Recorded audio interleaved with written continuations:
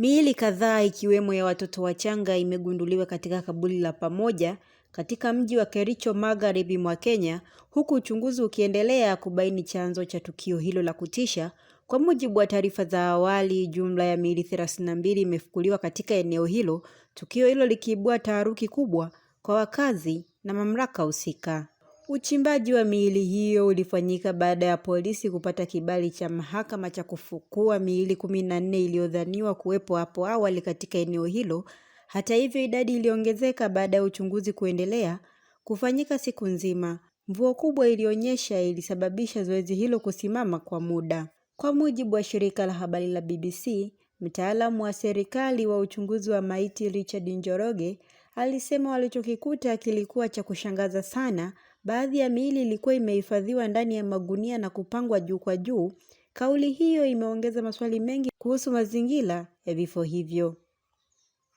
Kwa mujibu wa Njoroge, miili iliyopatikana inajumlisha watu wazima 7 na watoto 25, wengi wao wakiwa ni wachanga na baadhi ya mimba zilizoharibika.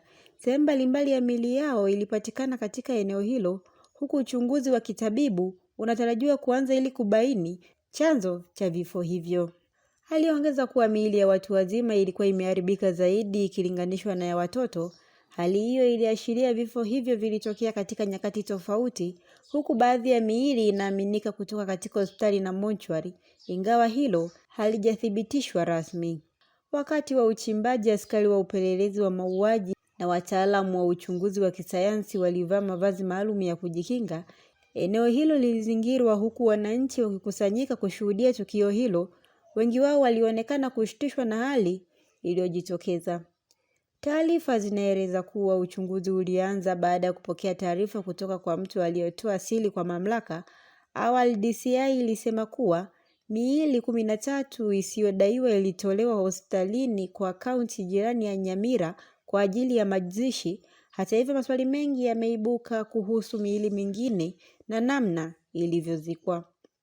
Watu wawili wakiwemo ofisa wa afya wa umma na mhudumu wa makaburi wanashikiliwa kuhusiana na tukio hilo, huku mashirika ya haki za kibinadamu yakieleza tukio hilo ni la kutisha na linahitaji uchunguzi wa haraka na wa uwazi.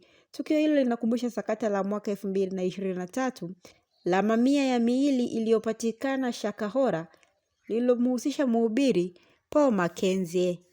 Endelea kufuatilia Mwananchi Digital kupata taarifa mbalimbali.